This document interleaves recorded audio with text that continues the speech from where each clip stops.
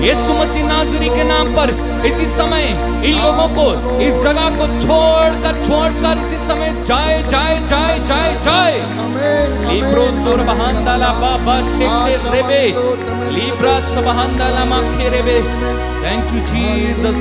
धन्यवाद यीशु, धन्यवाद धन्यवाद धन्यवाद धन्यवाद धन्यवाद धन्यवाद धन्यवाद। लिब्रो सुरहांदारा खाखाला बाबा शेखे सिंग्रांदरबो शबारा दे दे दे दे दे दे दे दे दे दे दे दे दे।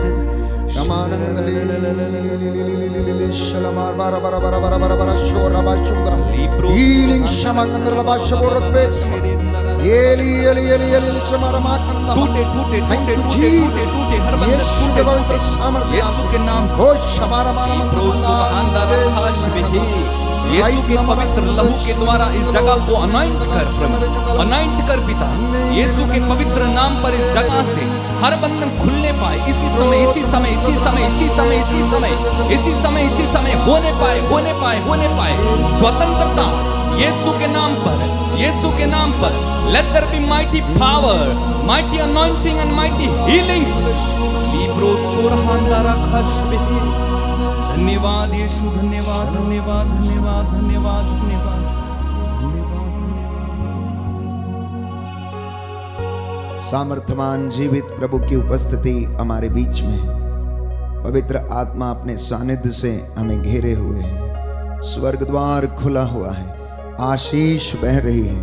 अपने आप को प्रभु के चरणों में हाथों में दे देना, समर्पित कर देना। अपने बच्चों को, अपने भाई, अपनी बहन, अपने पति, अपनी पत्नी को समर्पित कर देना। प्यारे भाई, प्यारी बहन, अपने दफ्तरों को, जहाँ पर आप काम करते हैं, जिन रास्तों से आप गुजरते हैं, जिस गाड़ी की आप सवारी करते हैं, जिस व्यक्ति के साथ आप मिलते हैं, समर्पित करते जाना। इस वक्त धन्यवाद देते जाना, क्योंकि ये सुनहरा मौका आपको प्रभु ने दिया है, जो मेरे साथ इस वक्त ऑनलाइन और ऑफलाइन इस वेदी के सामने एकत्र होकर प्रार्थना कर रहे हैं। जुड़ जाना प्रभु से, जुड़ जाना प्रभु से, क्योंकि जुड़े रहने में ही आपकी भलाई है।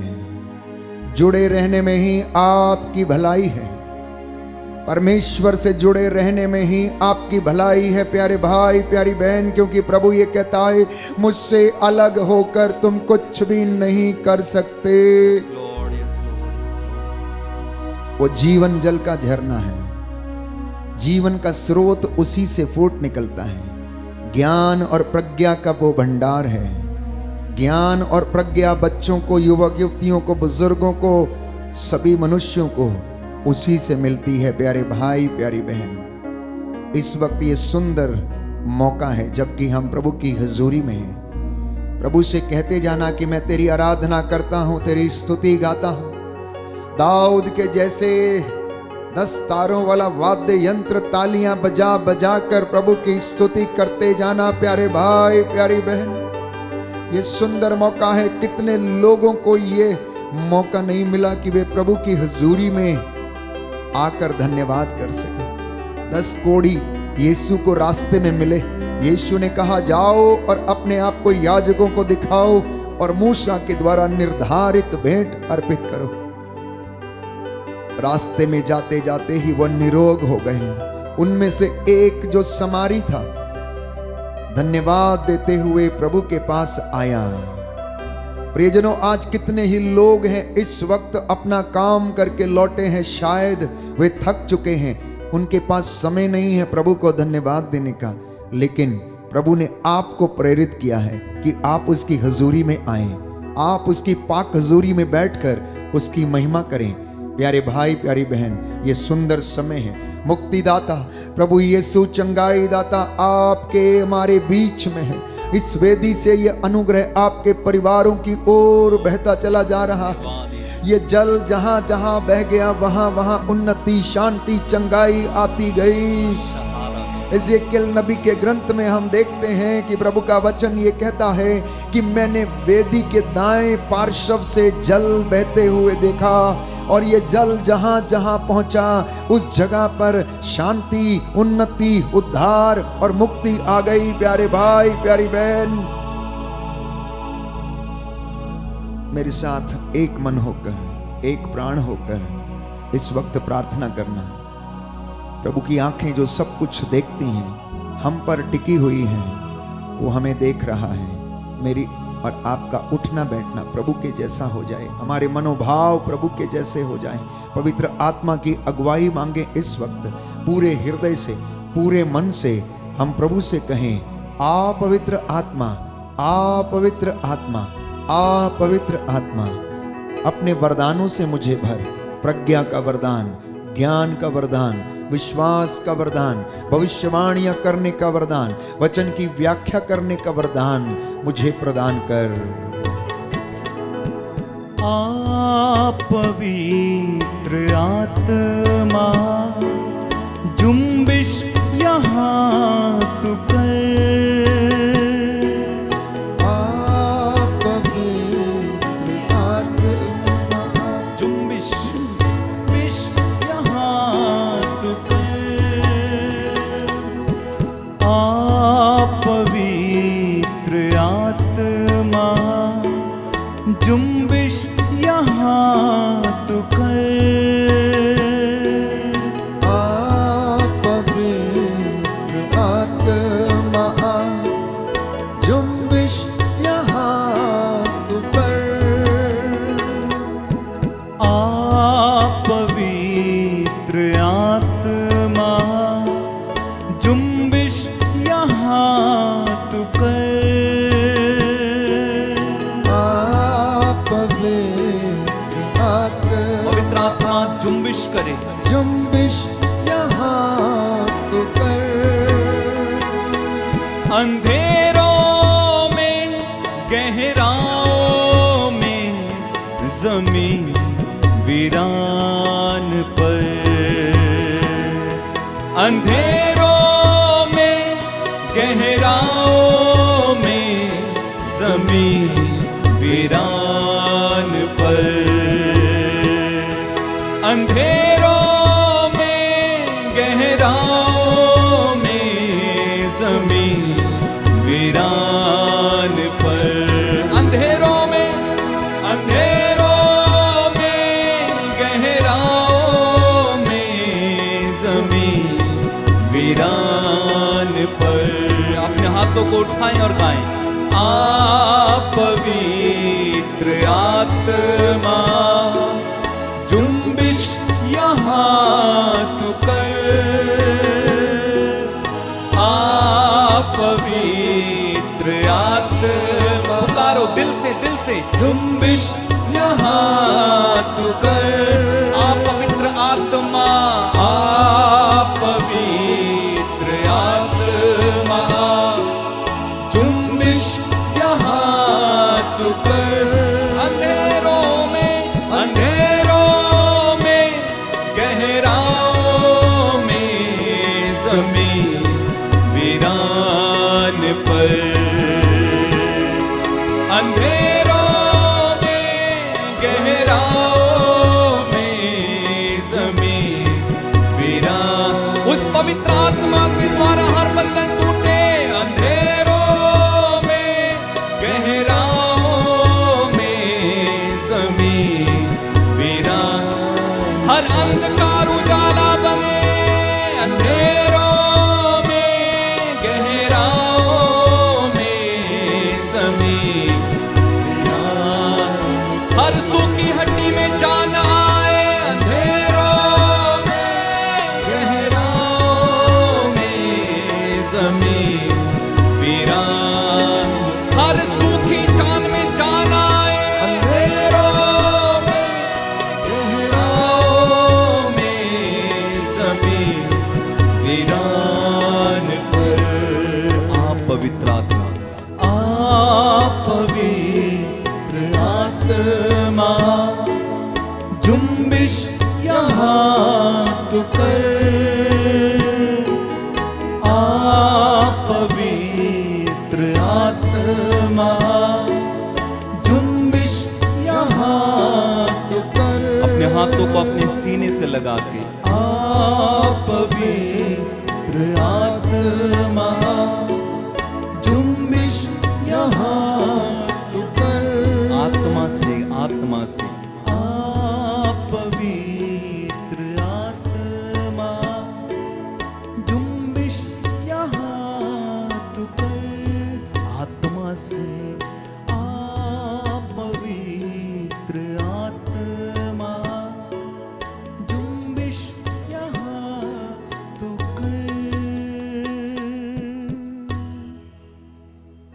स्तोत्र संख्या 91। हम अपने अपने परिवार के लिए प्रार्थना करें कि प्रभु हमें दिव्य संरक्षण प्रदान करें। ये वचन हमारी प्रार्थनाएं बन जाएं। मेरे साथ मिलकर इस वचन को, इस स्तोत्र को दोहराइए, जिससे कि प्रभु हमें आशीष, चंगाई और रूह का मस्सा प्रदान करें। तुम जो सर्वोच्च के आश्रय में रहते हो, तुम जो सर्वोच्च के आश्रय में रहते हो और सर्वशक्तिमान की छत्र छाया में सुरक्षित हो, और सर्वशक्तिमान की छत्र छाया में सुरक्षित हो, तुम प्रभु से ये कहो, तुम प्रभु से यह कहो, तू ही मेरी शरण है मेरा गढ़, तू ही मेरी शरण है मेरा गढ़। मेरे ईश्वर तुझ पर ही भरोसा रखता हूँ, मेरे ईश्वर तुझ पर ही भरोसा रखता हूँ। वह तुम्हें बहेलिए के फंदे से, वह तुम्हें बहेलिए के फंदे से, घातक महामारी से छुड़ाता है, घातक महामारी से छुड़ाता है। वह अपने पंख फैलाकर तुमको ढक लेता है, वह अपने पंख फैलाकर तुमको ढक लेता है। तुम्हें उसके पैरों के नीचे शरण स्थान मिलता है, तुम्हें उसके पैरों के नीचे शरण स्थान मिलता है। उसकी सत्य प्रतिज्ञा तुम्हारी ढाल है, उसकी सत्य प्रतिज्ञा तुम्हारे ढाल है, और तुम्हारा कवच, और तुम्हारा कवच। तुम्हें ना तो रात्रि के आतंक से भय होगा, तुम्हें ना तो रात्रि के आतंक से भय होगा, और ना दिन में चलने वाले बाण से, और ना दिन में चलने वाले बाण से, ना अंधकार में फैलने वाली महामारी से, ना अंधकार में फैलने वाली महामारी से, और ना दोपहर को चलने वाली लू से, और ना दोपहर को चलने वाली लू से। तुम्हारी बगल में भले ही हजारों, तुम्हारी बगल में भले ही हजारों, और तुम्हारी दाहिनी ओर लाखों ढेर हो जाए, और तुम्हारी दाहिनी ओर लाखों ढेर हो जाएं, किंतु तुमको कुछ नहीं होगा, किंतु तुमको कुछ नहीं होगा। तुम अपनी आंखों से देखोगे, तुम अपनी आंखों से देखोगे किस प्रकार विधर्मियों को दंड दिया जाता है, इस प्रकार विधर्मियों को दंड दिया जाता है। क्योंकि प्रभु तुम्हारा आश्रय है, क्योंकि प्रभु तुम्हारा आश्रय है। तुमने सर्वोच्च ईश्वर को अपना शरण स्थान बनाया है, तुमने सर्वोच्च ईश्वर को अपना शरण स्थान बनाया है। तुम्हारा कोई अनिष्ट नहीं होगा, तुम्हारा कोई अनिष्ट नहीं होगा। महामारी तुम्हारे घर के निकट नहीं आएगी, महामारी तुम्हारे घर के निकट नहीं आएगी, क्योंकि वह अपने दूतों को आदेश देगा, क्योंकि वह अपने दूतों को आदेश देगा कि तुम जहाँ कहीं भी जाओगे वे तुम्हारी रक्षा करें, कि तुम जहाँ कहीं भी जाओगे वे तुम्हारी रक्षा करें। वे तुम्हें अपने हाथों पर उठा लेंगे, वे तुम्हें अपने हाथों पर उठा लेंगे, कि कहीं तुम्हारे पैरों को पत्थर से चोट ना लगे, कि कहीं तुम्हारे पैरों को पत्थर से चोट ना लगे। तुम सिंह और सांप को कुचलोगे, तुम सिंह और सांप को कुचलोगे, तुम बाघ और अजगर को पैरों तले रौंदोगे, तुम बाघ और अजगर को पैरों तले रौंदोगे। वह मेरा भक्त है, वह मेरा भक्त है, इसलिए मैं उसका उद्धार करूंगा, इसलिए मैं उसका उद्धार करूंगा। वह मेरा नाम जानता है, वह मेरा नाम जानता है, इसलिए मैं उसकी रक्षा करूंगा, इसलिए मैं उसकी रक्षा करूंगा। यदि वह मेरी दुहाई देगा, यदि वह मेरी दुहाई देगा, तो मैं उसकी सुनूंगा, तो मैं उसकी सुनूंगा। मैं संकट में उसका साथ दूंगा, मैं संकट में उसका साथ दूंगा। मैं उसका उद्धार कर, मैं उसका उद्धार कर, उसे महिमान्वित करूंगा, उसे महिमान्वित करूंगा। मैं उसे दीर्घायु प्रदान करूंगा, मैं उसे दीर्घायु प्रदान करूंगा, और उसे अपने मुक्ति विधान के दर्शन कराऊंगा, और उसे अपने मुक्ति विधान के दर्शन कराऊंगा। हालेलुया, हालेलुया, हालेलुया, हालेलुया, हालेलुया, हालेलुया, हालेलुया, हालेलुया, हालेलुया। हालेलुया। यीशु की स्तुति हो, यीशु की स्तुति हो, यीशु को धन्यवाद, यीशु को धन्यवाद, यीशु की आराधना हो, यीशु की आराधना, यीशु की महिमा हो, यीशु की महिमा हो, यीशु को धन्यवाद। यीशु को धन्यवाद। हे प्रभु यीशु, हे प्रभु यीशु, मैं आपके चरणों में आया हूँ, मैं आपके चरणों में आया हूँ। मुझ पर दया कीजिए, मुझ पर दया कीजिए, मेरे परिवार पर दया कीजिए, मेरे परिवार पर दया कीजिए, मेरे बच्चों पर दया कीजिए, मेरे बच्चों पर दया कीजिए, मेरे कामकाज पर दया कीजिए, मेरे कामकाज पर दया कीजिए। हालेलुया, हालेलुया, हालेलुया। हालेलुया। यीशु बिना जीवन बेकार है, यीशु बिना जीवन बेकार है, यीशु मेरे जीवन का आधार है। यीशु मेरे जीवन का आधार है। हालेलुया, हालेलुया। हे प्रभु यीशु, हे प्रभु यीशु, मैं विश्वास करता हूँ मैं विश्वास करता हूँ आप मेरे जीवन के आधार हैं, आप मेरे जीवन के आधार हैं, आप मेरी मुक्ति हैं, आप मेरी मुक्ति आप हैं, मेरी शांति हैं, आप मेरी शांति आप हैं, ही मेरी शक्ति हैं, आप ही मेरी शक्ति हैं, आप ही मेरा आनंद है, आप ही मेरा आनंद है, आप ही मेरा जीवन है। आप ही मेरा जीवन है। हल्लेलुया, हल्लेलुया, हल्लेलुया, हल्लेलुया, हल्लेलुया। हल्लेलुया। आनंद के साथ ताली बजाते हुए हर एक परिवार इस वक्त जो मेरे साथ ऑनलाइन प्रार्थना में है, इस गीत को गाएं और प्रभु को महिमा दें।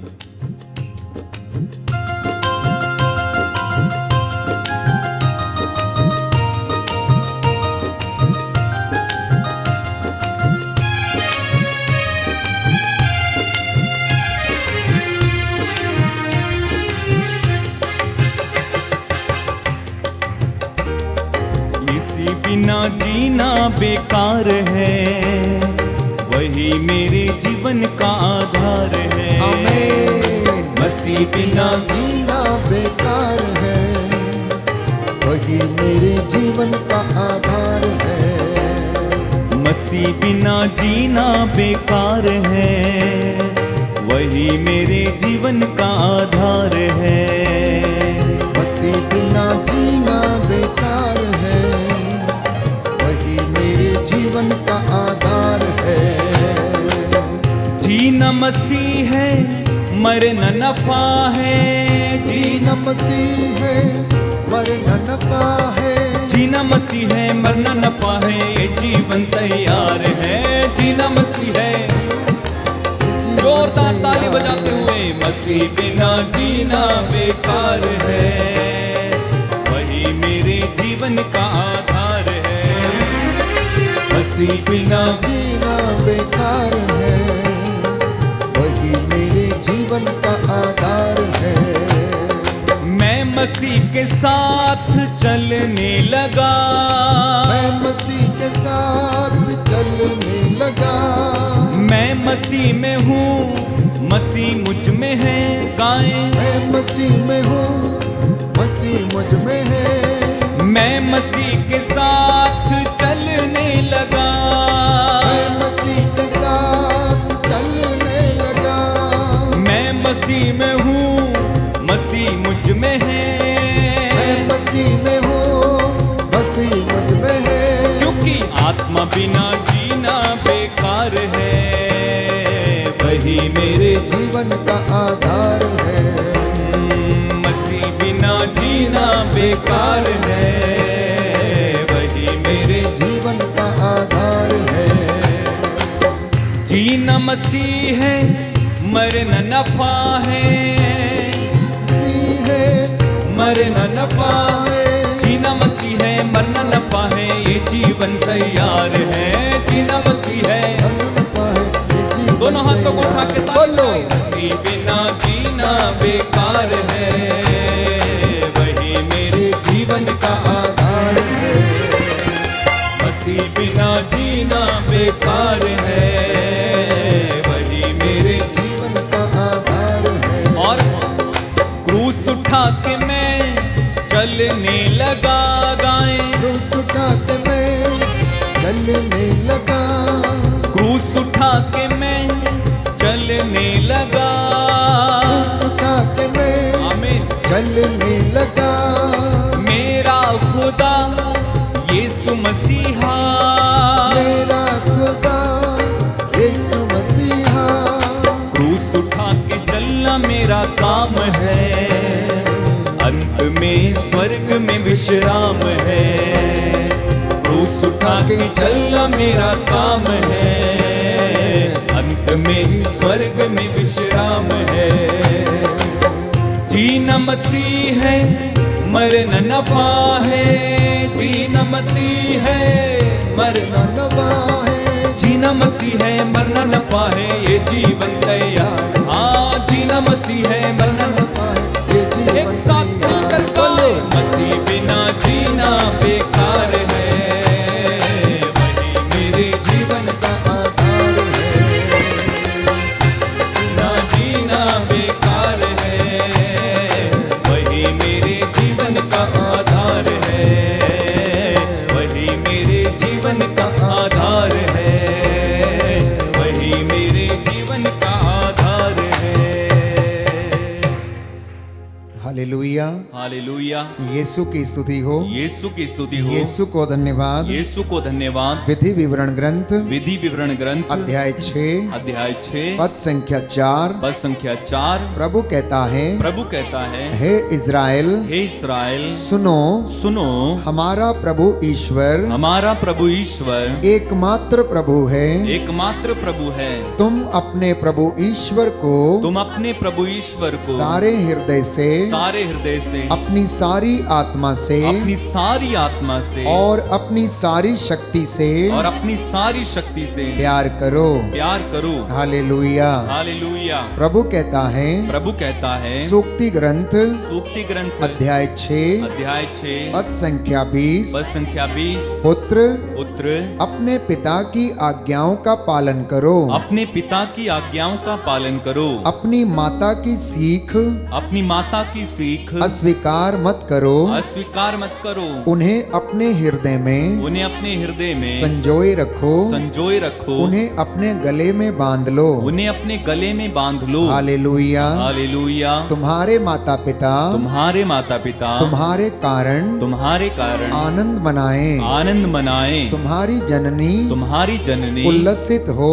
उल्लसित हो। हालेलुया। हालेलुया। प्रवक्ता ग्रंथ प्रवक्ता ग्रंथ अध्याय 3 अध्याय 3 पद संख्या 2। पद संख्या 2। प्रभु कहता है, प्रभु कहता है, पुत्रों पिता की शिक्षा ध्यान से सुनो, पुत्रों पिता की शिक्षा ध्यान से सुनो, उसका पालन करने में ही उसका पालन करने में ही तुम्हारा कल्याण है। तुम्हारा कल्याण है। प्रभु का आदेश है प्रभु का आदेश है कि संतान अपने पिता का आदर करे। कि संतान अपने पिता का आदर करे। प्रभु का आदेश है प्रभु का आदेश कि है संतान अपने पिता का आदर करे। कि संतान अपने पिता का आदर करे। उसने माता को अपने बच्चों पर अधिकार दिया है। अधिकार दिया है। हालेलुया। हालेलुया। प्रवक्ता ग्रंथ अध्याय 3 पद संख्या 4। पद संख्या 4। प्रभु कहता है, जो अपने पिता पर श्रद्धा रखता है, जो अपने पिता पर श्रद्धा रखता वो है, अपने पापों का प्रायश्चित करता है। वो अपने पापों का प्रायश्चित करता है। जो अपनी माता का आदर करता है, जो अपनी माता का आदर करता है, वह मानो धन का संचय करता है। वह मानो धन का संचय करता है। हालेलुया। हालेलुया। हालेलुया। हालेलुया। हालेलुया। हालेलुया। हे प्रभु यीशु, हे प्रभु यीशु, आज के वचन मेरे उद्धार के लिए हैं, मेरे उद्धार के लिए, मेरी आशीषों के लिए हैं, मेरी आशीषों के लिए, मेरी मुक्ति के लिए हैं, मेरी मुक्ति के लिए, मेरे जीवन की सफलता के लिए मेरे हैं। जीवन की सफलता के लिए। हालेलुया। हालेलुया। हालेलुया। हालेलुया। हालेलुया। हालेलुया। प्रियजनों, इस समाज में, इस दुनिया में और पूरे संसार में परिवार की अपनी महत्वपूर्ण भूमिका है। हर व्यक्ति चाहता है कि समाज अच्छा हो जाए। हर व्यक्ति चाहता है कि कलीसिया अच्छी हो जाए। हर व्यक्ति चाहता है कि हमारी दुनिया अच्छी हो जाए। लेकिन कभी आपने ये सोचा है कि मेरा परिवार अच्छा हो जाए, मेरा परिवार एक आदर्श परिवार बने, मेरा परिवार दूसरे परिवारों के लिए नमूना बन जाए, मेरा परिवार कलीसिया में प्यारे भाइयों और बहनों एक आदर्श बने और नमूना बने, हमारे देश की भलाई, हमारे समाज की भलाई, हमारे समाज की अच्छाई परिवारों पर निर्भर है। प्रियजनों, अगर परिवार अच्छा हो गया, अगर परिवार में अच्छे संस्कार बढ़ने लग जाएंगे, अगर परिवार में प्रेम उत्पन्न होने लगेगा, तो मैं समझता हूं कि समाज में भी ऐसा ही होगा। और मैं विश्वास करता हूं कि अगर समाज में ऐसा होगा तो हमारे देश में भी ऐसा ही होगा। आखिर लोगों में लड़ाई झगड़े, ईर्ष्या द्वेष, मन मुटाव, दलबंदी, हर प्रकार की अश्लीलता, इसका जिम्मेदार कौन है? कहां से उत्पन्न होती है? एक छोटा बच्चा परिवार में जन्म लेता है। एक छोटा बच्चा परिवार में जन्म लेता है। प्रियजनों, वहां पर उसकी प्राथमिक पाठशाला शुरू होती है। और यह प्राथमिक पाठशाला उसे संस्कारिक ज्ञान, विश्वास का ज्ञान, उठने बैठने और बोलने का ज्ञान प्रदान करता है। यदि उसकी परवरिश माता के गर्भ से ही अच्छी नहीं हुई, तो प्यारे भाइयों और बहनों, वो बड़ा होकर भी ऐसा ही बनेगा। इसलिए आज पुनः मैं एक बार इस बात पर मनन चिंतन करना चाहता हूं कि परिवारों का पवित्रीकरण कैसे किया जाए। परिवारों का पवित्रीकरण कैसे किया जाए। हो सकता है कि आपको ये वचन अच्छे ना लगे, लेकिन आपको इसे एक्सेप्ट करना होगा। आपको इसे स्वीकार करना पड़ेगा।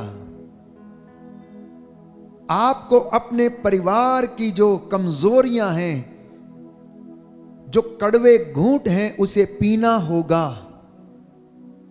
जब तक आप उसे स्वीकार नहीं करेंगे, आप सुख, चैन और शांति की नींद नहीं ले सकते हैं। आज आप में से बहुत सारे परिवार हैं जो किसी न किसी रूप से अवश्य परेशान हैं। हो सकता है बच्चों से परेशान हो सकता है गलत रिश्तों की वजह से परेशान हो सकता है आर्थिक तंगियों से जूझ रहे हो सकता है किसी आंतरिक बेचैनी से या आंतरिक पाप से या अपने ही अपराध बोध के कारण परेशान हो सकता है दुख बीमारी की वजह से परेशान हो सकता है कि घरों में आपस में ही लड़ाई झगड़े हैं, कलेश है, प्रॉपर्टी को लेकर विवाद है, बपौती को लेकर विवाद है, वसीयत को लेकर विवाद है, मां की जो प्रॉपर्टी है जिससे 4 बेटे हिस्सा चाहते हैं, पिता की जो प्रॉपर्टी है उसे उसके जिंदा रहते समय ही बांटना चाहते हैं, और इन्हीं बातों को लेकर आपका घर क्लेश में पड़ा हुआ है। शांति नहीं है, चैन की नींद भी नहीं है, और रोटी खाते हैं तो प्यारे भाइयों और बहनों वो भी ढंग से पचती नहीं है। क्यों?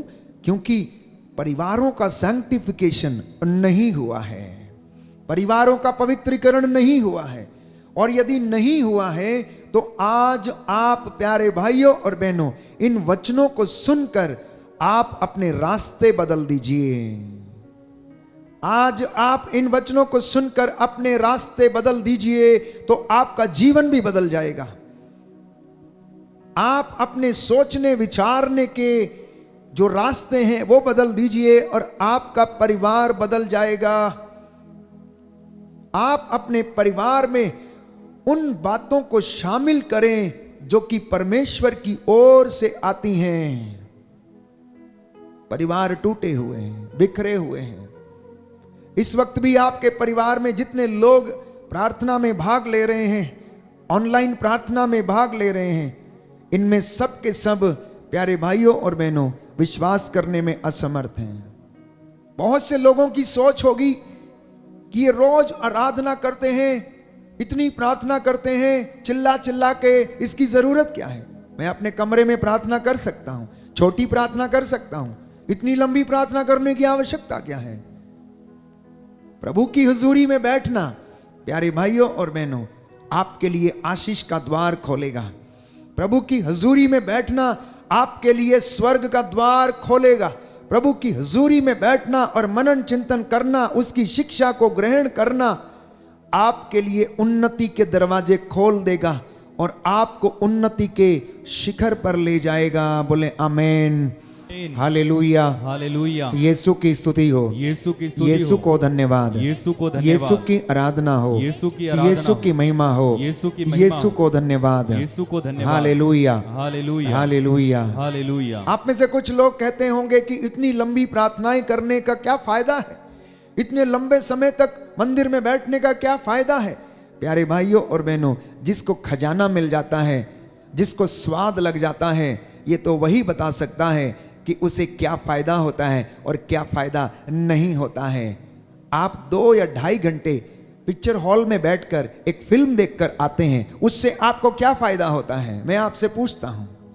आप 2 घंटे बैठकर अपनी पड़ोसन के साथ आप गप्पे लड़ाते हो, एक दूसरे की बुराई करते हो, आपको क्या फायदा होता है? मुझे बताइए। आप 2 घंटे महखाने में बिता देते हो, घर का मालिक अपने दोस्तों को बुलाकर 4 घंटे टेबल पे बैठता है और पार्टी करता है, उससे आपको क्या फायदा होता है? आप मुझे बताइए क्या फायदा होता है? और मैं आपको बताऊंगा कि आराधना में 2 घंटे बिताने से क्या फायदा होता है। आप जो एंटरटेनमेंट करते हैं, आप जो अपने मन को संतुष्ट करने की कोशिश करते हैं, संतुष्ट होते नहीं हैं। आप जब भी अपने घर में कोई ऐसी पार्टी, ऐसा कुछ करते हैं, ये एंटरटेनमेंट है, अपने मन को समझाने के लिए, थोड़ा सा अपने आप को आनंद देने के लिए। और वो आनंद आपका क्षणिक है, वो आपका आनंद टेम्पररी है। आप अपने मन को समझाने के लिए कि चलो बच्चों को बाहर ले चलते हैं, घुमाने के लिए ले चलते हैं, या यहां लेके जाएंगे, हनीमून पर चलते हैं, आज फिल्म दिखा लाते हैं तो इनका माइंड फ्रेश हो जाएगा। पत्नी बहुत दिन से घर में है, रोज वही चूल्हा चौका करती रहती है, तो क्या करना चाहिए? चलो पत्नी को क्या करते हैं, आज रेस्टोरेंट लेकर चलते हैं। रेस्टोरेंट में जाने के बाद होता क्या है? आपका ध्यान आपके बिजनेस कॉल पर, आपका ध्यान आपकी 8 इंच मोबाइल की स्क्रीन पर, आपका ध्यान टिकटॉक पर, बच्चे का ध्यान वीडियो गेम पर। क्या फायदा होता है आपको? क्या फायदा होता है आपको? 4 लोग अगर जाते हैं तो चारों के हाथ में वो स्टूपिड इडियट मोबाइल 8 इंच का, जो कुछ लोग प्रार्थना में भी बंद नहीं करते हैं, गिरजाघर में बैठने के बाद भी बंद नहीं करते हैं। उनको इतनी हिम्मत नहीं है कि वो इस महान शख्सियत के सामने बैठते हैं और उस मोबाइल का इस्तेमाल करते, मंदिर में बैठकर, गिरजाघर में बैठकर, प्रार्थना के समय, इबादत के समय। प्रभु कहता है जो मेरा आदर करता मैं उसका आदर करता हूं, जो मेरा आदर नहीं करता मैं उसका आदर भी मैं भी नहीं करता है। परिवारों की यह दशा है। परिवार अपने आप को खुश करने की कोशिश कर रहे हैं लेकिन खुश हैं नहीं प्यारे भाई और बहनों। Why? Because they are not sanctified. इसलिए उनका सैंक्टिफिकेशन होना अनिवार्य है, उनका नवीनीकरण होना अनिवार्य है। आपको अपने रास्तों को बदलना होगा। जो आप सदियों से सोचते आए हैं, पारंपरिक तौर पर आप अपने पारिवारिक जिंदगी को जीते आए हैं, अब समय आ गया है वचन सुनने के बाद आपको अपने परिवार में बदलाव लाना होगा। अगर आप परिवार में बदलाव नहीं लाएंगे प्यारे भाइयों और बहनों, तो आप अपने जीवन में उन्नति हासिल नहीं करेंगे। बस यूं ही आप दिन काटकर चले जाएंगे इस धरती पर। कुछ लोग अपने दिन बिता रहे हैं, लेकिन कुछ लोग इस जिंदगी का आनंद ले रहे हैं। अब आपसे मैं पूछता हूं, आप मुझे बताइए कि क्या वास्तव में आप अपने जीवन का आनंद ले रहे हैं या फिर दिन बिता रहे हैं। अगर आप वास्तव में जीवन का आनंद ले रहे हैं तो मैं विश्वास करता हूं कि आपके परिवार में सब चीजों को प्रभु ने प्रदान किया है। प्रभु ने आपको सब चीजों को प्रदान किया है। आपके पास कुछ नहीं है लेकिन फिर भी सब कुछ है। एक ऐसे धन के लिए कोशिश करना ताकि लोग ये देखकर जाने कि आखिर इनके पास ऐसी कौन सी चीज है कि इतना दुख होने के बाद भी ये खुश हैं। लोगों को देखकर लगना चाहिए कि इनके पास कौन सा ऐसा धन आ गया है, इतनी बीमारी के बाद भी, इतना कष्ट होने के बाद भी ये लोग खुश रहते हैं, ये लोग आनंद मनाते हैं, इन्हें किसी चीज की परवाह नहीं है। लोग इस चीज को आपके जीवन में देखकर असमंजस में पड़ जाना चाहिए। उस धन के लिए प्रभु से प्रार्थना करना, उस शांति के लिए प्रभु से प्रार्थना करना, उस आनंद के लिए प्रार्थना करना। प्यारे भाइयों और बहनों, परिवारों की दशा आज बहुत खराब है। जितने लोग मेरी बात सुन रहे हैं, आप इस बात को नहीं नकार सकते कि परिवारों की दशा खराब नहीं है। परिवार टूटे हुए हैं, बिखरे हुए हैं। बेटा अपने बाप से बात नहीं करता है तो बेटी अपनी माँ से बात नहीं करती है। आप में से जितने लोग इस वक्त आप मेरे साथ ऑनलाइन प्रार्थना में भाग ले रहे हैं, जो आप इस वक्त चैट में अपने निवेदन लिख रहे हैं, भेज रहे हैं, आपके अपने ही घर में आप झांक कर देखिए कि कितने लोग आपस में खुश रहते हैं। क्या पति पत्नी आपस में खुश हैं? क्या आपके रिश्ते अच्छे हैं? क्या आप आपस में परामर्श करते हैं? क्या पति और पत्नी में पारदर्शिता है? Is there a transparency between the husband and wife? क्या बच्चों में और माता पिता में ट्रांसपेरेंसी है, पारदर्शिता है? अगर है तो क्यों बच्चे अपने माता पिता से चीजों को छिपाते हैं? क्यों बच्चे अपने माता पिता से कुछ बातों को छिपा कर रखते हैं? अपने आप से पूछिए, इसका कारण कौन है? इसका कारण कौन है? इसका कारण समाज नहीं, इसका कारण जन्मदाता है। इसका कारण जन्मदाता है। इसलिए मैं बार बार इस बात पर जोर देता हूं, संत पौलुस के द्वारा कहे गए इस वचन पर कि अपनी जड़ों को पवित्र करो। इसलिए परिवारों को पवित्र होना जरूरी है, परिवारों का नवीनीकरण होना जरूरी है। परिवारों को, प्यारे भाइयों और बहनों, दशा जो है बहुत दयनीय है, बहुत दयनीय है दशा, और पूरी तरह से वो खराब हो चुके हैं। इसलिए आज अगर परिवारों का उद्धार हो जाएगा तो कलीसिया का उद्धार होगा। कलीसिया का उद्धार होगा तो समाज का उद्धार होगा। समाज अगर उद्धार पाएगा तो हमारा देश भी उद्धार पाएगा। लड़ाई झगड़े नहीं होंगे, मनमुटाव नहीं होंगी, सांप्रदायिकता नहीं फैलेगी। हम में क्रोध की भावना, सांप्रदायिकता की भावना, ये कहां से आती है प्यारे भाई और बहनों? कौन इन्हें सिखाता है? कौन इन्हें सिखाता है? कौन गाली देना सिखाता है? कहां से सीखते हैं? क्यों आखिर इंसान की जान के पीछे पड़ा हुआ है? क्यों आप लोग ये बात को नहीं समझते कि हर एक की रगों में, प्यारे भाइयों और बहनों, एक ही रंग का खून बहता है। खून भले ही एक ही रंग का है, लेकिन परवरिश, संस्कार ये अलग अलग हैं। इसलिए आज मैं पुनः एक बार आपके साथ इस बात पर मनन चिंतन करना चाहता हूं कि इन टूटे और बिखरे हुए परिवारों को कैसे पवित्र किया जाए, कैसे इन परिवारों में प्यार पनपने लगे, कैसे इन परिवारों में माता पिता और बच्चों में आपस में सामंजस्य हो। मैं समझता हूं कि हम आधुनिक युग में हैं, जहां पर विज्ञान ने इतनी तरक्की की है, और यह तरक्की के लिए इंसान ऐसे दौड़ता चला जा रहा है कि उसे मालूम नहीं है, प्यारे भाइयों और बहनों, कि वो कहां जा रहा है। लेकिन इंसान भीड़ में खो ना जाए प्यारे भाइयों और बहनों, बस इस बात का ध्यान रखना, इस बात का ध्यान रखने की आवश्यकता है। इसलिए बाइबल, प्यारे भाइयों और बहनों, बार बार हमें बताती है। संत पौलुस इब्रानियों के पत्र अध्याय 13 पद संख्या 4 में लिखता है कि इस परिवार का जो एक मुख्य चीज है वो है विवाह, वो है विवाह। और विवाह संस्कार अगर पवित्र नहीं है, वैवाहिक रिश्ता यदि पवित्र नहीं है, वैवाहिक जीवन यदि पवित्र नहीं है, वैवाहिक जीवन यदि आदर्श आत्मक नहीं है, तो प्यारे भाइयों और बहनों, आप जान लीजिए कि आपका परिवार जल्दी ही नष्ट हो जाएगा, जल्दी ही टूट जाएगा।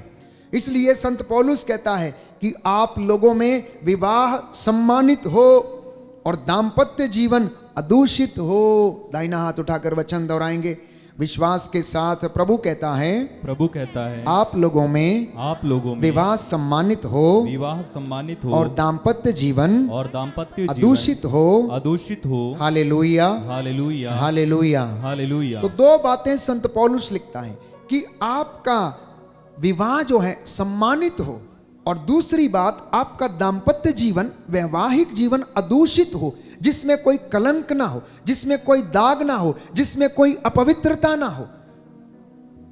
क्योंकि अगर यह पवित्र होगा तो इसका फल भी पवित्र होगा, लेकिन अगर यह पवित्र नहीं होगा, इसका रिश्ता पवित्र नहीं होगा, तो इसका फल भी पवित्र नहीं होगा।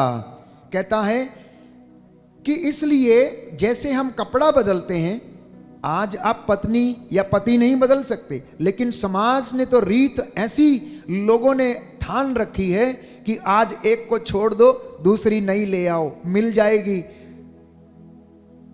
तालाक प्यारे भाइयों और बहनों अपने आस पड़ोस में देखिए कि किस कदर शिखर पर है, और इंसान ऐसे पत्नी बदलता है जैसे कोई नई गाड़ी खरीद के लेके आता हूं।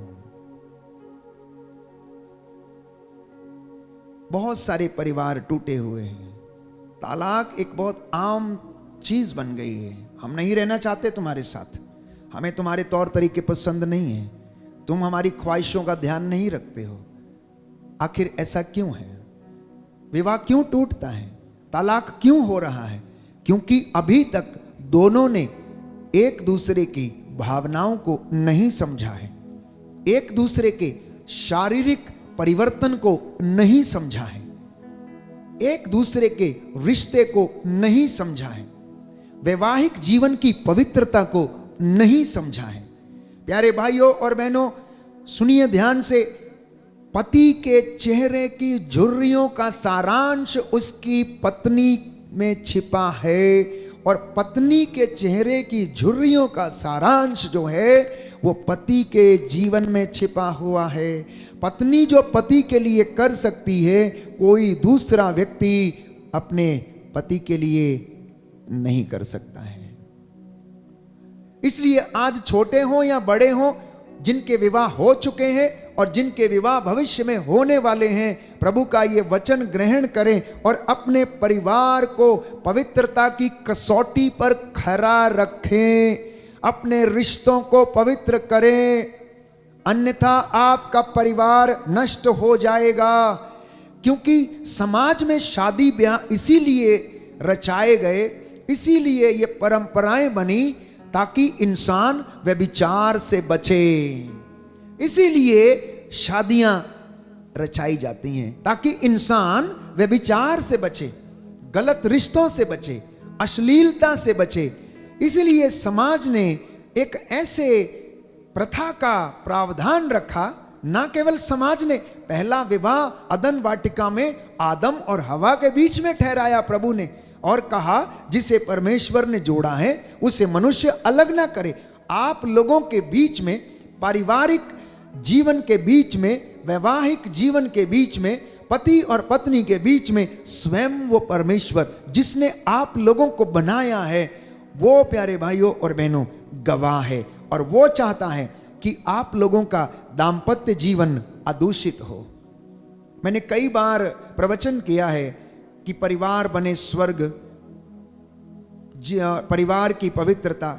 आज ज्यादा ना कहकर मैं कुछ उन बातों पर आपका ध्यान आकर्षित करना चाहता हूं कि आखिर परिवारों का पवित्रीकरण कैसे हो सकता है, परिवार टूटते कैसे हैं, शैतान कैसे परिवारों को भंग कर सकता है।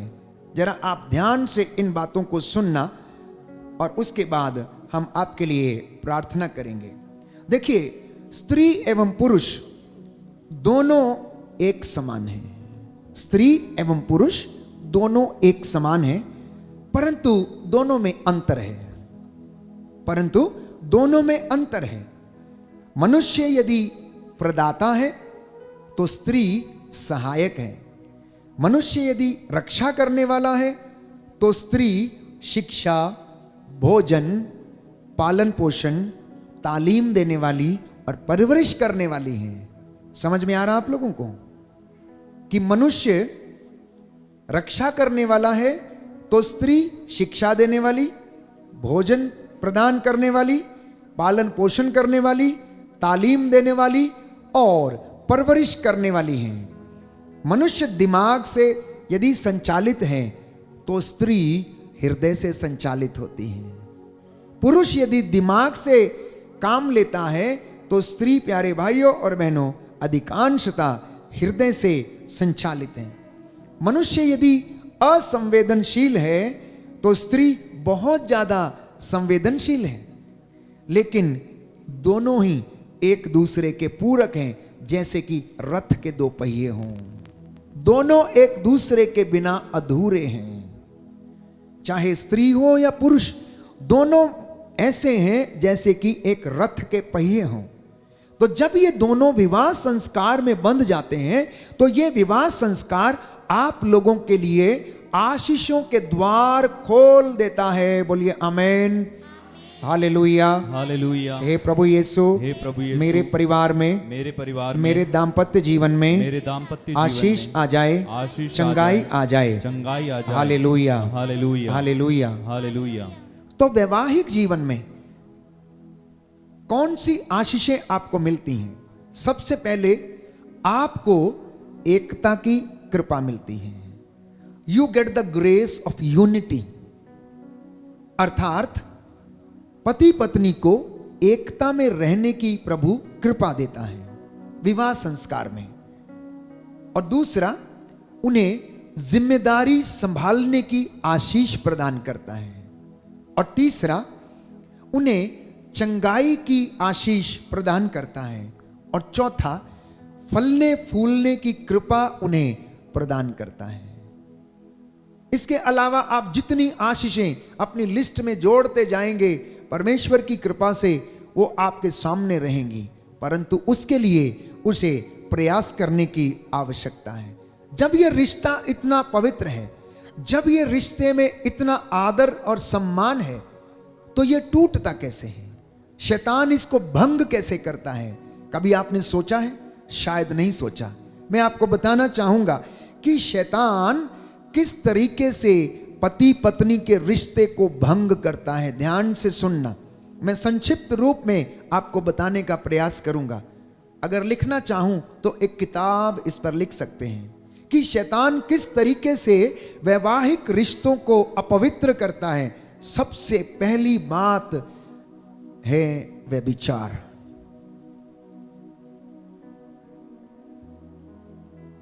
वैवाहिक जीवन को भंग करने का, तोड़ने का सबसे पहला काम जो है वो व्यभिचार के द्वारा होता है। दूसरा, बुरे यौन विचार, चाहे वो पत्नी या पति यदि अपने मन में लाता है तो इनकी वजह से उनका वैवाहिक जीवन और वैवाहिक रिश्ता अपवित्र हो जाता है। और एक समय ऐसे आता है कि वो रिश्ता टूटने के कगार पर पहुंच जाता है और अंत में वो टूट ही जाता है। तीसरा कारण, किस तरह से शैतान इस विवाह को भंग करता है। बहुविवाह, बहुविवाह माने बहुत सारे विवाह। किसी किसी की एक एक पत्नी से उनको काम नहीं चलता, 2-3 पत्नियां चाहिए। एक गलत रिश्ते में एक इधर एक उधर और एक अपनी पत्नी।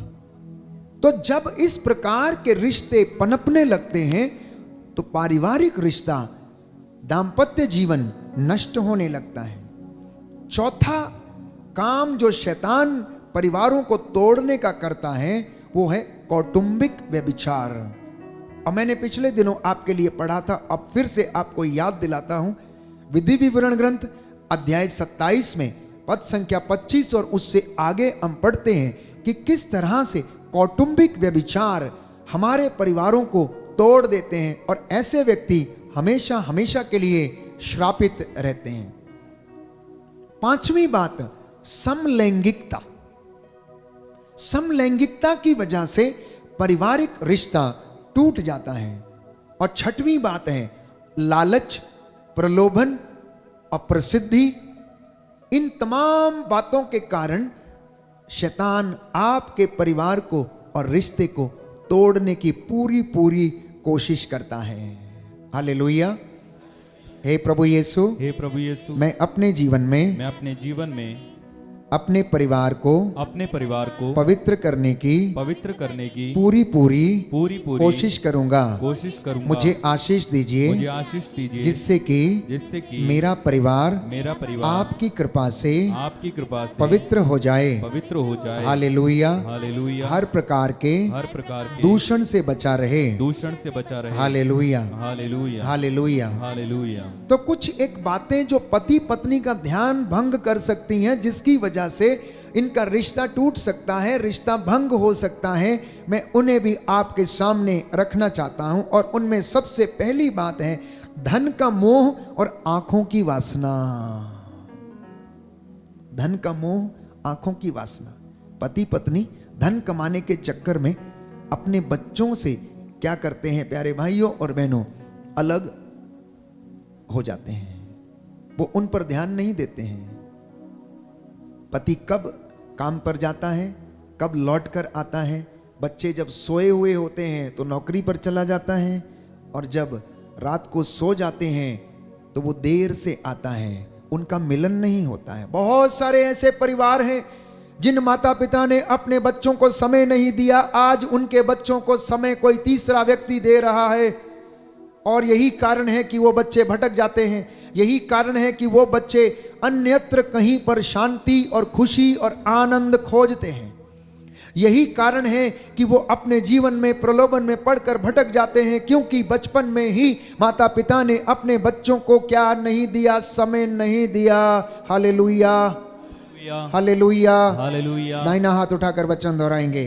हे प्रभु यीशु, हे प्रभु यीशु, मैं अपने जीवन में आपके वचन को सुन सकूं। हालेलुया। हालेलुया। हालेलुया। हालेलुया। हालेलुया। हालेलुया। हालेलुया। हालेलुया। तो इसलिए बच्चों के लिए, युवक युवतियों के लिए प्रभु का वचन कहता है प्रवक्ता ग्रंथ अध्याय 3 पद संख्या 2 कि पुत्रों, पिता की शिक्षा ध्यान से सुनो, उसका पालन करने में तुम्हारा कल्याण है। प्रभु का आदेश है कि संतान अपने पिता का आदर करे। उसने अपनी माता को अपने बच्चों पर अधिकार दिया है। बच्चे लोग ध्यान से सुने, नवयुवक युवतियां ध्यान से सुनिए। प्रभु ये कह रहा है, पुत्रों और मेरी पुत्रियों, मेरी बात ध्यान से सुनो। पिता की शिक्षा का पालन करने में ही तुम्हारा कल्याण है। और माता पिता से ये कहा है कि माता पिता तुम्हारे कारण आनंद मनाएं और तुम्हारी जननी उल्लसित हो। एक मां को अपने बच्चे के कारण आनंद मनाना चाहिए। लेकिन कितने मां बाप हैं जो सचमुच में अपने बच्चों के कारण आनंद मना पाते हैं? कितनी बार ना जाने मां अपने बच्चे की बदकारियों को कवर करने की कोशिश करती है, क्योंकि समाज में उसे उठना बैठना है, समाज में उसे चलना फिरना है। कितनी बार माता पिता को दुख होता है जब वो अपने बच्चों की हरकतों के विषय में सुनते हैं। कुछ एक जो स्वीकार करते हैं प्यारे भाइयों और बहनों, उनका जीवन बदल जाता है। लेकिन कुछ एक जो स्वीकार करने में असमर्थ रहते हैं, उनका जीवन नहीं बदलता है। इसलिए प्रभु ये कहता है कि पुत्र, अपने पिता की आज्ञा का पालन कर, अपनी माता की सीख को अस्वीकार मत कर, उन्हें अपने हृदय में संजोए रख, उन्हें अपने गले में बांध ले। बच्चों के लिए आज ये शिक्षा है। ये छोटे बच्चे पिता की आज्ञा को माने, उसकी सीख को अपने गले में लटका कर रखें। कहता है अपने गले में बांध के रखो। वफादारी और ईमानदारी कहता है कि अपने गले में बांध कर रखो, जिससे कि तुम प्रभु की दृष्टि में निर्दोष पाए जाओ। तो पहली बात जो पति पत्नी का ध्यान भंग करती है वो ये है धन का मोह वे लोग जो पैसे के पीछे भागते हैं, जिन्हें केवल काम की चिंता है, जिन्हें केवल नौकरी की चिंता। मैं समझता हूं इस बात को प्यारे भाइयों और बहनों कि जीने के लिए, भोजन के लिए, कपड़े पहनने के लिए काम करना जरूरी है। काम नहीं करेंगे तो खाएंगे कहां से। लेकिन जरूरी यह भी है कि आप अपने परिवार की उचित देखभाल करें, क्योंकि प्रभु यीशु ने कहा इंसान केवल रोटी से ही नहीं जीता, ईश्वर के मुख से निकले हुए शब्द से जीता है। अपने बच्चों को मेहनत करना सिखाइए, क्योंकि जो मेहनत करना सीख गया वो जिंदगी में कभी भी असफल नहीं हो सकता है। अपने बच्चों को संस्कार दीजिए, अगर वो संस्कारी हैं तो उनका मान सम्मान होगा और वे लोग भी दूसरों का मान सम्मान करेंगे। दूसरी बात जो स्त्री और पुरुष का ध्यान भंग करती है वो ये है दूसरी स्त्री का मोह और शरीर की वासना। इसलिए 10 हुक्मों में से एक हुक्म परमेश्वर ने दिया कि तू पराये धन का लालच मत कर, पराई स्त्री की कामना मत कर, परंतु अपनी पूरी शक्ति से, पूरे हृदय और आत्मा से परमेश्वर की ओर अपना ध्यान लगा। तीसरी बात जो परिवारों में स्त्री और पुरुष का ध्यान भंग करती है वो है प्रसिद्धि का मोह एवं जीवन और शरीर का घमंड। कई लोग प्यारे भाइयों और बहनों केवल शरीर के पीछे लगे रहते हैं, कई लोग केवल प्रसिद्धि पाने के चक्कर में लगे रहते हैं।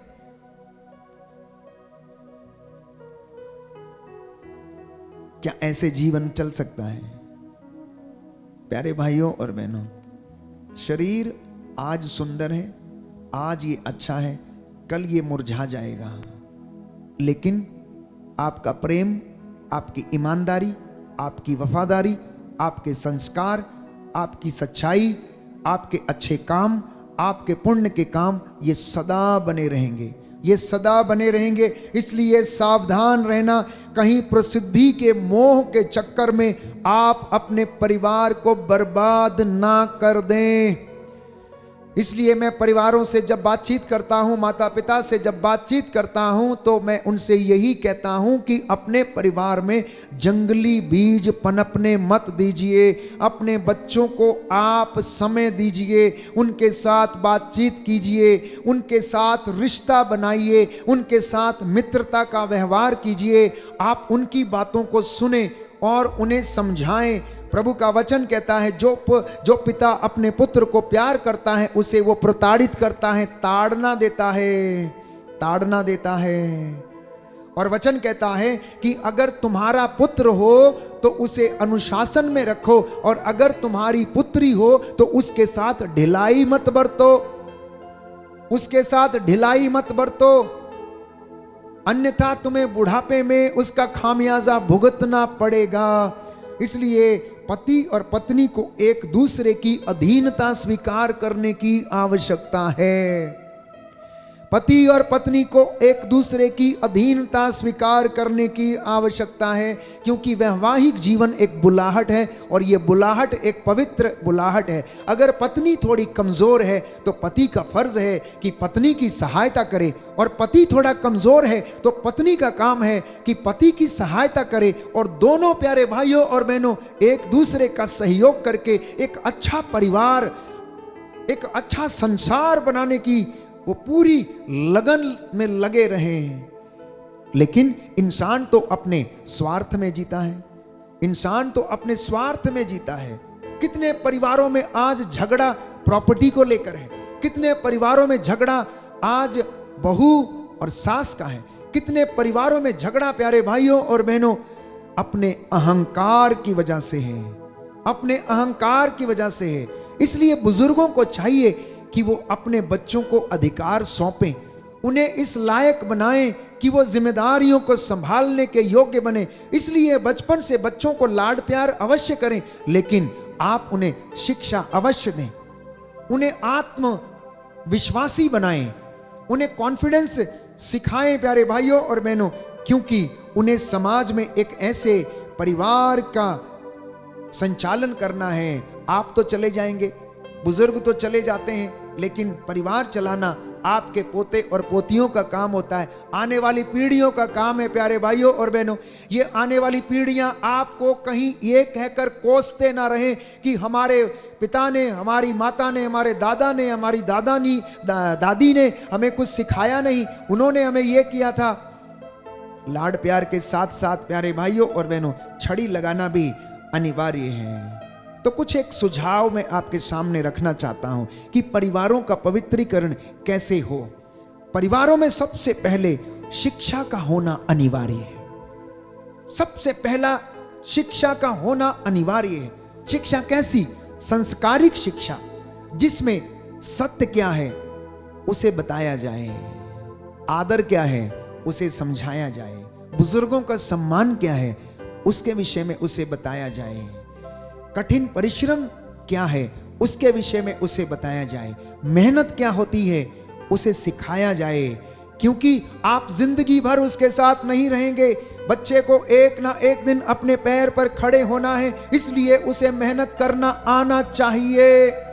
आज के छोटे छोटे बच्चे बीमार पड़े हुए हैं, ओबेसिटी से परेशान हैं, हृदय घात से परेशान हैं प्यारे भाइयों और बहनों। जंक फूड खा खाकर उनके शरीर जो हैं खोखले हो चुके हैं, जंक फूड खा खा के। आप उन्हें बचपन में ही दूध, दही, लस्सी जैसे प्रोडक्ट जो घर में इस्तेमाल किए जाते हैं उनका उन्हें सेवन कराएं ताकि उनकी हड्डियां मजबूत हों। आज बच्चे कई घरों में प्यारे भाइयों और बहनों भोजन से ज्यादा दवाइयां खाते हैं। बचपन से ही शुगर की बीमारी से पीड़ित है, बचपन से ही चश्मे लगे हुए हैं, बचपन से ही चलने में असमर्थ हैं। पुराने जीवन में भी हम देखते हैं कि हमारे माता पिता ने बड़ी कर्मठता के साथ, मेहनत के साथ अपने घरों को बसाया। एक मां जो कम से कम 8 से 10 बच्चों को जन्म दे सकती थी, आज वही मां प्यारे भाइयों और बहनों प्रसव पीड़ा सहन करने में असमर्थ है। इसलिए प्रसव की पीड़ा सहन ना करना पड़े, इसलिए वो जाकर बहुत आसान तरीके से प्रसव करने की कोशिश करती हैं।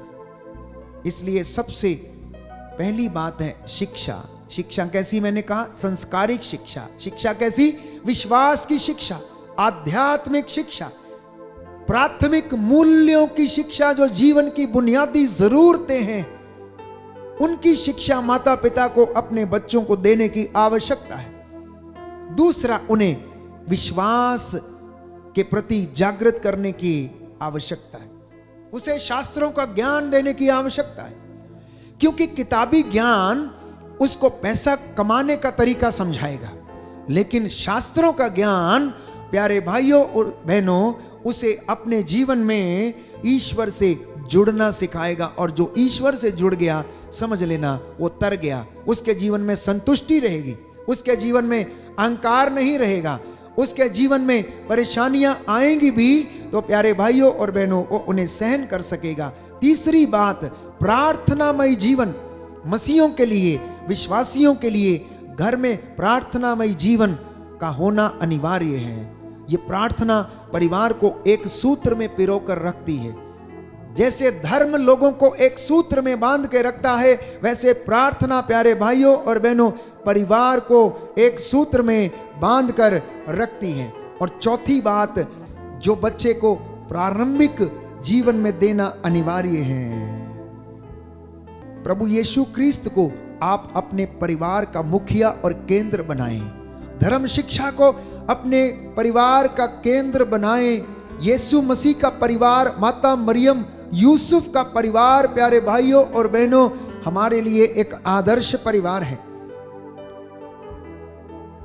माता पिता परिवार में त्याग भरा जीवन जीने की कोशिश करें, अपने बच्चों के लिए त्याग करें। त्याग करना मतलब ऐसा नहीं आज आप गए हैं, शाम को कमा कर लाएं और आपने रोटी दे दी बच्चे को और उसके बाद आपने अपना काम किया और लेट गए। नहीं प्यारे भाइयों और बहनों, त्याग भरे जीवन का मतलब ये है कि आप अपने बच्चे के साथ समय बिताएं, अपने बच्चे की गतिविधियों को आप ध्यान में रखें।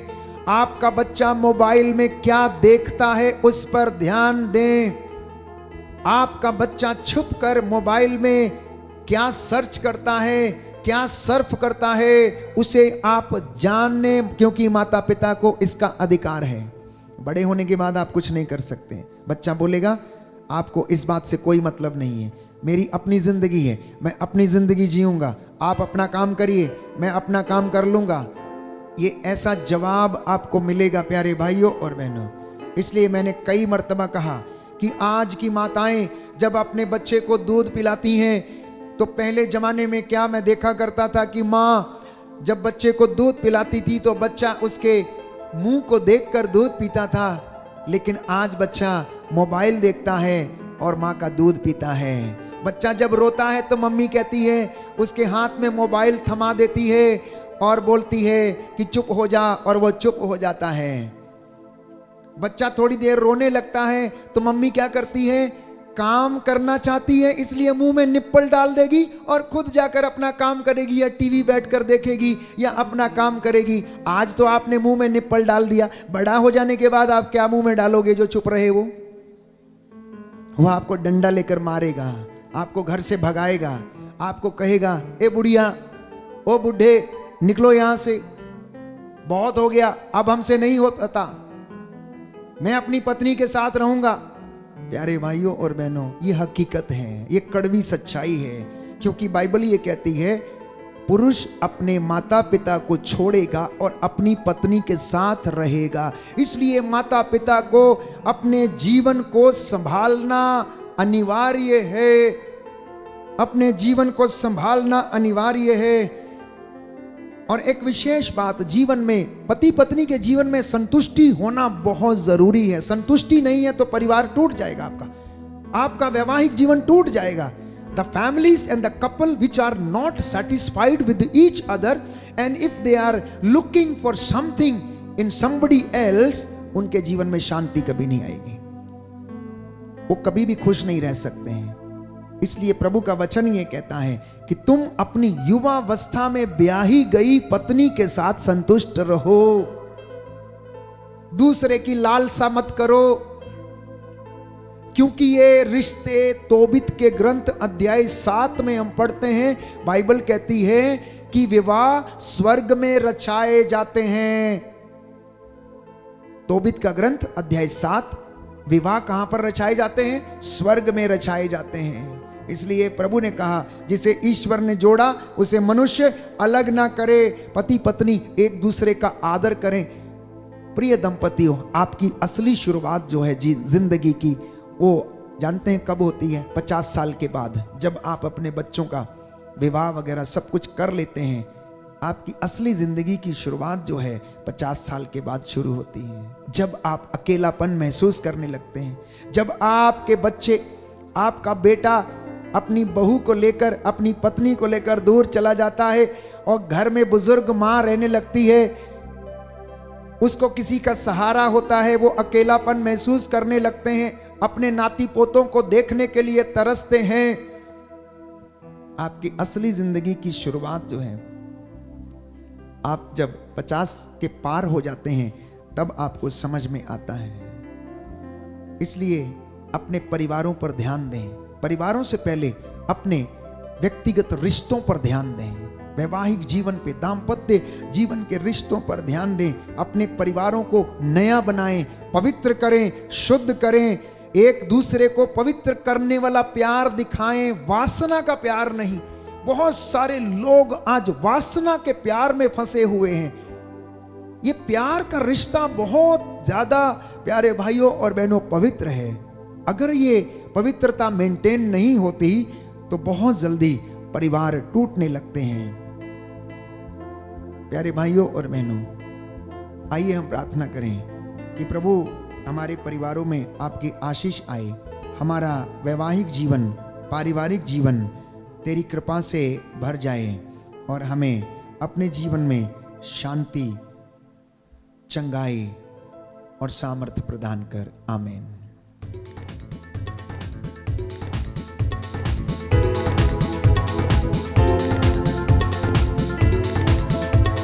शोले शोले शोले रूप की आग के शोले, शोले शोले शोले रूप की आग के शोले, शोले शोले शोले रूप की आग के शोले,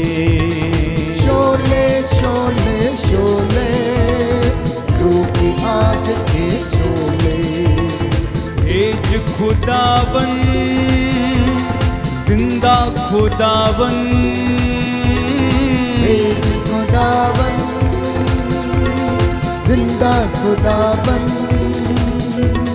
रूह की आग के शोले, रूह की आग के शोले। एक साथ मिलके शोले शोले शोले, रूह की आग के शोले। शोले शोले शोले, रूह की आग के शोले। भेज खुदावन जिंदा खुदावन, भेज खुदावन जिंदा खुदावन, रूह की आग के शोले, रूह की आग। जोरदार ताली बजाते हुए शोले शोले शोले, रूह की आग के शोले, शोले शोले शोले, रूह की आग के। कर भस्म तू गुस्सा और बदी सब बदकारी और मैं कशी, कर भस्म तू गुस्सा और बदी सब बदकारी और मैं कशी। भर अपनी उल्फत हम में तू, हम में नजर आ तू ही तू। भर अपनी उल्फत हम में तू, हम में नजर आ तू ही तू। तू साथ है जिसके ऐ यीशु, तू साथ है जिसके ऐ यीशु। डोले डोले डोले, कभी न फिर वो डोले, डोले डोले डोले, कभी न फिर वो डोले। भेज खुदावन जिंदा खुदावन, भेज खुदावन जिंदा खुदावन, जिंदा भेज खुदावन जिंदा खुदावन, भेज खुदावन जिंदा खुदावन, रूह की आग के शोले, रूह की आग। एक साथ मिलकर गाएं शोले शोले शोले, रूह की आग के शोले, शोले शोले शोले, रूह की आग के शोले। लहू के चश्मे की धार से और उन कोड़ों की मार से, लहू के चश्मे की धार से और उन कोड़ों की मार से हम पाते हैं अपनी शिफा। तेरी भी इसमें है रजा, हम पाते हैं अपनी शिफा। तेरी भी इसमें है रजा। तू बख्शे उसी को जिंदगी, तू बख्शे उसी को जिंदगी। खोले खोले खोले दिल का दर जो खोले, खोले खोले खोले दिल का दर जो खोले। भेज खुदावन जिंदा खुदावन, भेज खुदावन जिंदा खुदावन, रूह की आग के शोले, रूह की आग के शोले। आग के जोरदार ताली के साथ शोले शोले शोले, आग के यीशु के नाम से शोले शोले शोले, रूह की आग। सब लोग गाते जाएं शोले शोले शोले, रूह की आग। आग बरसने दे शोले शोले शोले, रूह की आग दे यीशु के नाम से शोले शोले शोले, रूह की आग। आत्मा से भर जाए शोले शोले शोले, रूह की आग। हर बंधन खुल जाए शोले शोले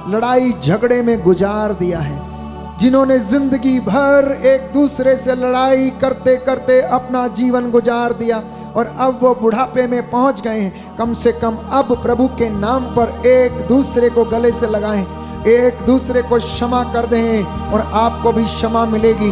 प्यारे भाई प्यारी बहन, प्रायश्चित में तेरा कल्याण है, आदर सम्मान करने में तेरा कल्याण है और तेरा घराना उन्नति पाएगा। तू उन्नति पाएगा, तू बचेगा, तेरा घराना बचेगा, तू बचेगी, तेरा घराना बचेगा। अगर माता पिता पवित्र होंगे तो आपकी संतान भी पवित्र होगी। इसलिए आज क्षमा करने का दिन है, एक दूसरे को सॉरी कहने का दिन है। प्रभु चाहता है कि आप एक दूसरे को क्षमा कर दें।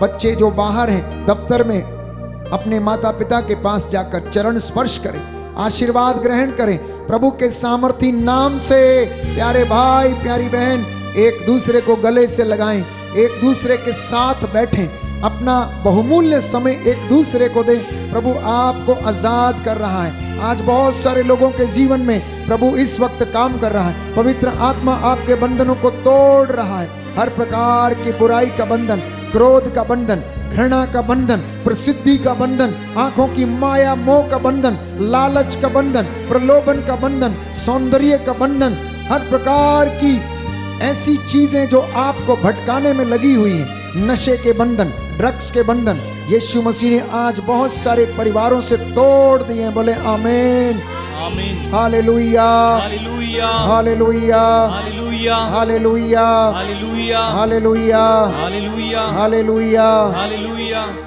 दोनों हाथों को जोड़ना, एक प्रार्थना हम गीत के रूप में गाएंगे। इस मेरे घर को स्वर्ग बना दे, मैं कुछ और ना मांगूं, मेरे घर को स्वर्ग बना दे। आज आपकी यही प्रार्थना होनी चाहिए। जो लोग मेरे साथ इस वक्त ऑनलाइन प्रार्थना में अपनी वेदी के सामने बैठे हैं, या इस संस्कार को आप देख रहे हैं इस वेदी पर, या आप मेरे साथ प्रार्थना में एक मन है एक प्राण है, तो इस गीत को अपने हाथों को खुला छोड़कर गाना और प्रभु की दुहाई देना। आपका घर स्वर्ग बन जाएगा। प्यारे भाई प्यारी बहन,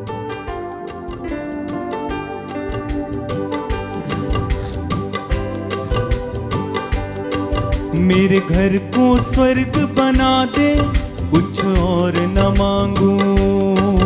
मेरे घर को स्वर्ग बना दे, कुछ और न मांगो। मेरे घर को स्वर्ग बना दे, कुछ और न मांगू। मेरे घर को स्वर्ग बना दे, कुछ और न मांगो।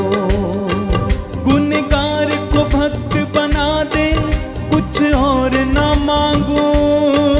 गुनहगार को भक्त बना दे, कुछ और न मांगो। गुनहगार को भक्त बना दे, कुछ और न मांगू। गुनहगार को भक्त बना दे, कुछ और न मांगो। मेरे घर को स्वर्ग बना दे, कुछ और न मांगू। मेरे घर को स्वर्ग बना दे, कुछ और न मांगो। मेरे घर को स्वर्ग बना दे, कुछ और न मांगू। मेरे घर को स्वर्ग बना दे, कुछ और न मांगो। गुनहगार को भक्त बना दे, कुछ और न मांगू। गुनहगार को भक्त बना दे, कुछ और न मांगो।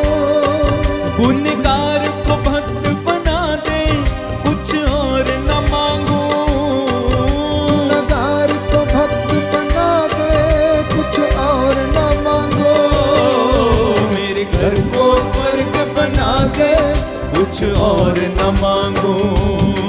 मेरे घर को स्वर्ग बना दे, कुछ और न मांगो।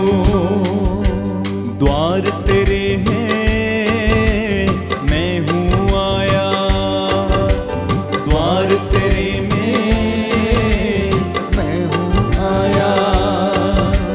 अपना परिवार तुझे चढ़ाया। अपना परिवार तुझे चढ़ाया। द्वार तेरे में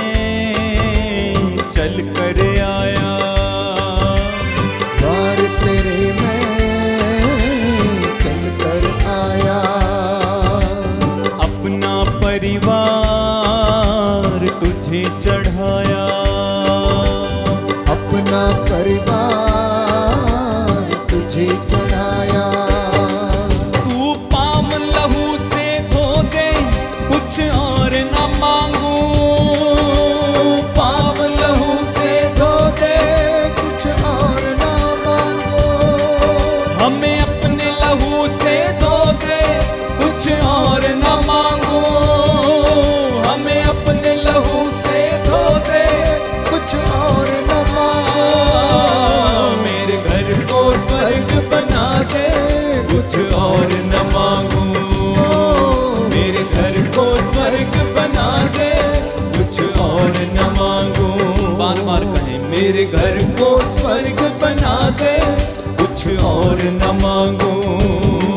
मेरे घर को स्वर्ग बना दे, कुछ और न मांगू।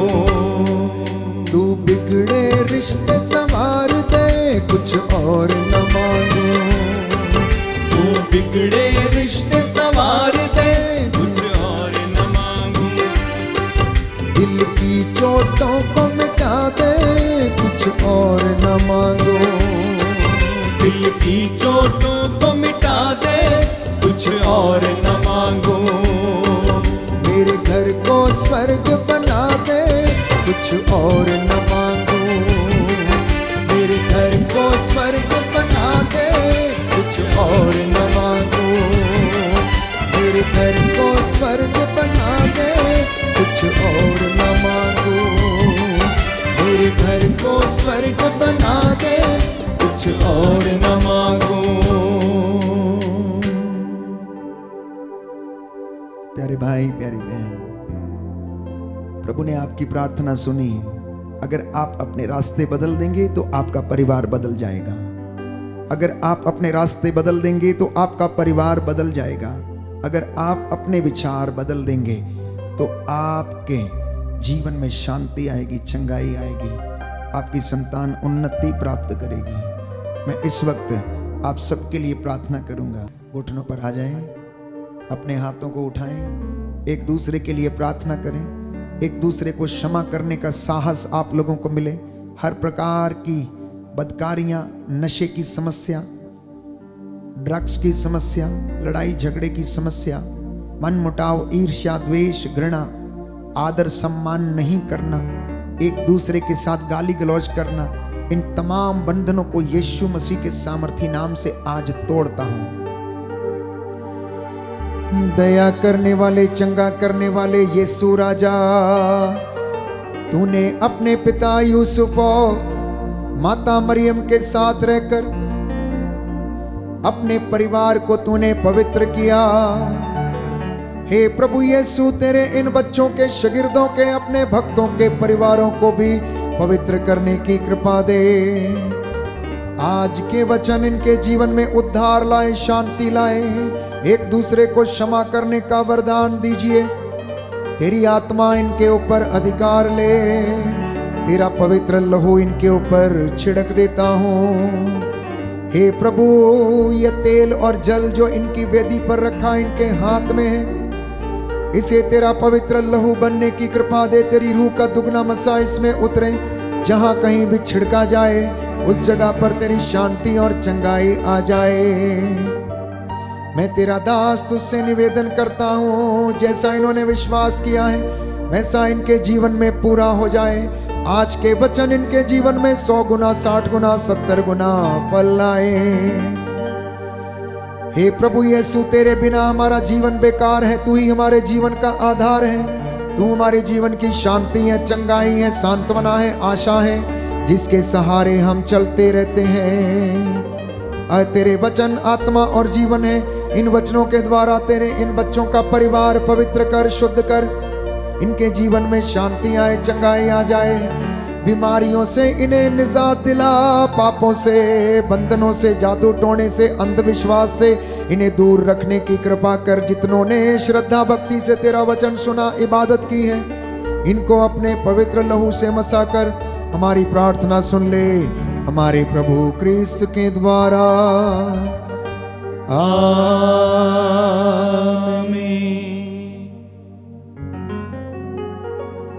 पवित्र परम प्रसाद की आराधना हो, स्तुति हो, महिमा हो सदा सर्वदा। पवित्र परम प्रसाद की आराधना हो, स्तुति हो, महिमा हो सदा सर्वदा।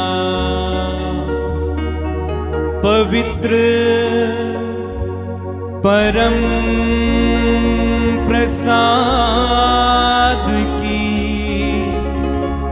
आराधना हो, स्तुति हो, महिमा हो सदा सर्वदा। सदा सर्वदा।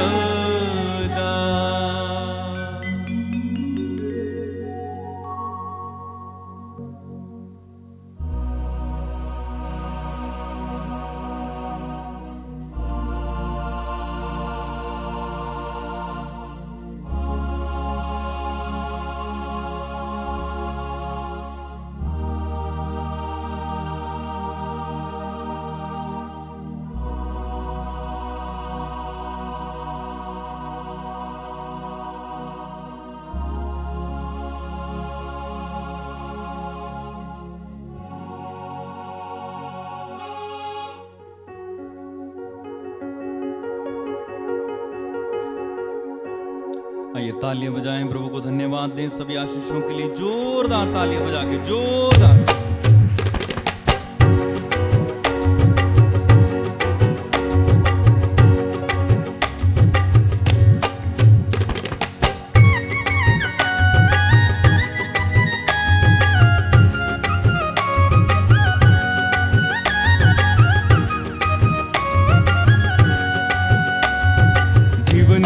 मोर डोंगा है, पाप रूपी समुंदर मांझे।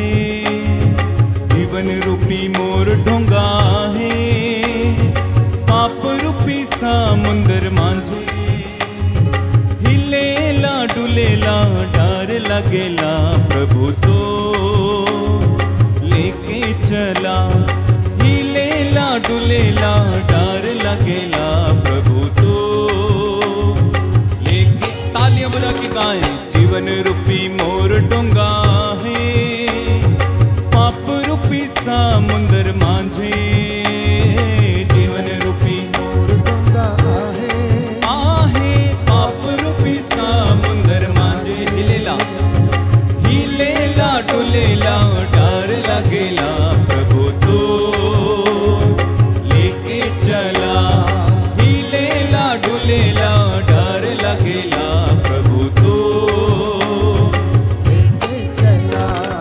जेखन तुर चला मन डोंगा में जात रहे। आंधी तूफान आइला, आंधी तूफान आइला। संकट के समय में शांति देवेला, प्रभु तो लेके चला। संकट के समय में शांति देवेला, प्रभु तो। एक साथ गाएंगे। जीवन रूपी मोर डोंगा आहे, पाप रूपी समुंदर मांझे। जीवन रूपी मोर डोंगा आहे, पाप रूपी समुंदर मांझे। हिलेला डुलेला डर लगेला, प्रभु तो लेके चला। प्रभु तो लेके चला। बोलो प्रभु यीशु मसीह के नाम की जय। सबको जय यीशु की। जय यीशु की।